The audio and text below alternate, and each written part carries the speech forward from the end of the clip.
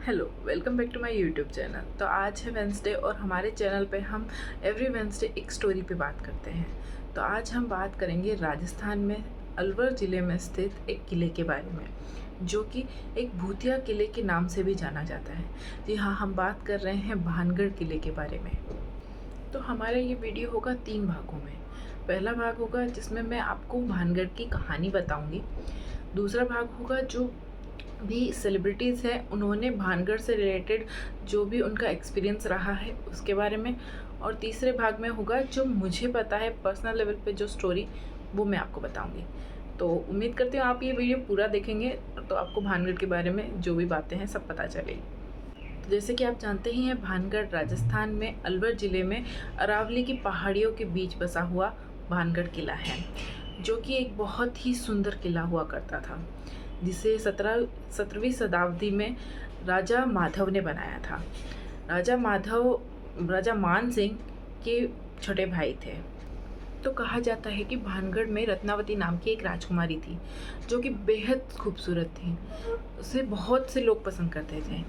इसी तरह एक तांत्रिक था जिसका नाम सिंधिया तांत्रिक और सिंधु देवड़ा, इस तरह से अलग अलग नाम से उसे जाना जाता है। तो वो भी राजकुमारी को पसंद करता था। वो भी भानगढ़ के पास ही एक गुफा में रहता था। जब सिंधिया तांत्रिक ने राजकुमारी को देखा तो राजकुमारी उसे देखते ही पसंद आ गई। वो उसे पाना चाहता था, पर वो राजकुमारी क्यों ही उस सिंधिया से विवाह करती।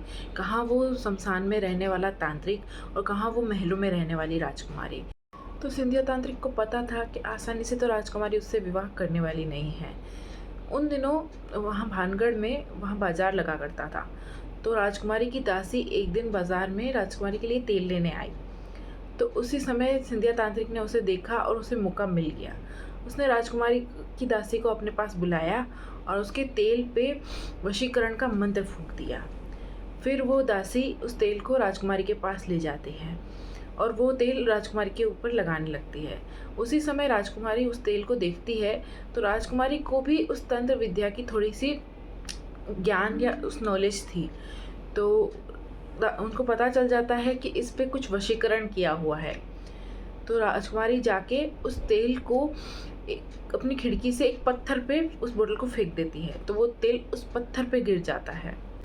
सिंधिया तांत्रिक ने उस तेल में ऐसा वशीकरण किया था कि जो भी इस तेल को लगाएगा या जिस पे भी ये तेल गिरेगा, वो चीज़ उसके पास अपने आप चल के आ जाएगी। तो उसने तो सोचा था ये तेल राजकुमारी लगाएगी और राजकुमारी उसके पास आ जाएगी। राजकुमारी की जगह वो पत्थर लुढ़कते हुए सिंधिया तांत्रिक के पास गया और उसकी छाती पे जाके गिर गया, जिससे सिंधिया तांत्रिक की मृत्यु हो गई। उसके बाद सिंधिया तांत्रिक ने मरते मरते भानगढ़ को ये श्राप दिया कि ये भानगढ़ अब विनाश हो जाएगा, ये उजड़ जाएगा, अब यहाँ कोई नहीं रहेगा। इस तरीके से कुछ श्राप थे। तो उसके बाद जब राजकुमारी को ये पता चला तो उन्होंने रातों रात भानगढ़ को खाली करवा दिया, सब लोगों को वहाँ से निकलवा दिया। उसके बाद वहाँ कोई नहीं रहता था। तो उसके बाद से कुछ समय बाद वहाँ लोग रात में जाने लगे और वहाँ पे खुदाई करते थे, ये सोच के कि वहाँ पे पहले राजा महाराजा रहते थे तो वहाँ पे कुछ सोना वगैरह निकलेगा। तो उसके बाद से सरकार ने वहाँ पे रात को जाना मना कर दिया। अब इसके साथ साथ एक और कहानी बताई जाती है कि जब इस किले का निर्माण कर रहे थे उस समय उस किले के पास ही एक गुरु बालूनाथ रहते थे। तो उन्होंने राजा को बुलाया।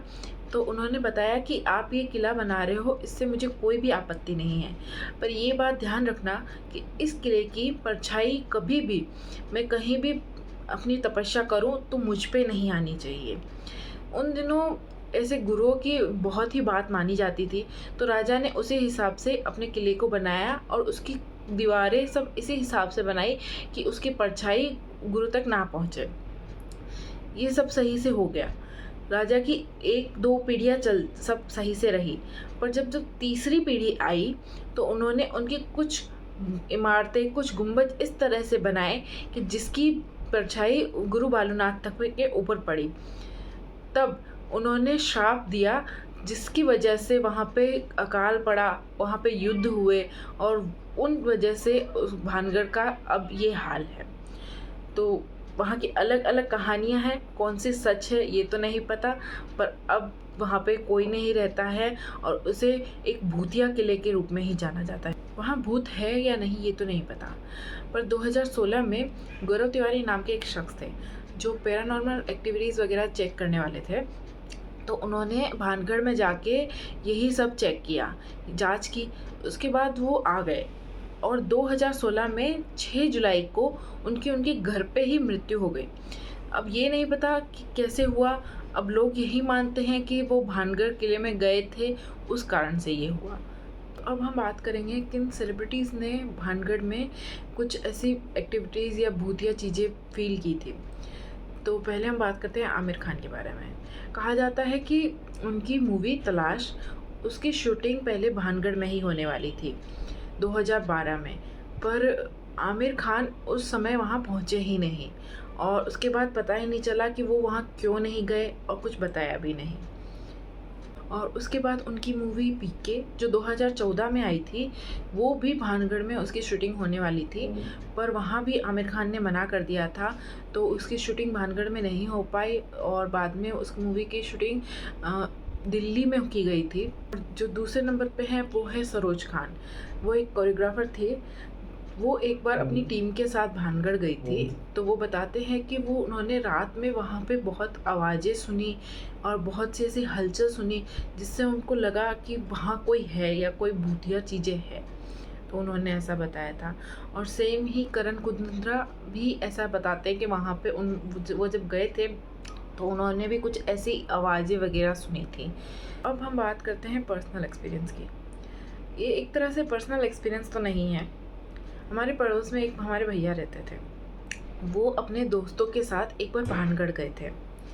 जब वो भानगढ़ गए तो उनका एक पूरा ग्रुप था। वो लोग पूरे दिन वहाँ घूमे, उन्होंने बहुत सारी फ़ोटोज़ खींची, सब अच्छे से हुआ। फिर वो वापस आ गए। जब वो वापस आ रहे थे तब उन्होंने अपने कैमरे में अपनी खींची हुई सब फ़ोटोज़ देखी। सब फ़ोटोज़ सही थी, पर उस बीच एक फ़ोटो थी जिसका पता नहीं वो किसने ली, कैसे ली गई, कुछ नहीं पता था। उस फ़ोटो में कुछ ऐसा था कि एक लड़की ऐसे जा रही है, गुज़र रही है, बट उसका एक पैर ऊँधा था। ये फ़ोटो मैंने भी देखी थी। ये फ़ोटो मैंने काफ़ी, जब मैं छोटी थी, कुछ 8-9 साल की, तब मैंने देखी थी। अगर वो फ़ोटो मुझे मिलेगी तो मैं ज़रूर इस वीडियो में आप लोगों को दिखाऊंगी।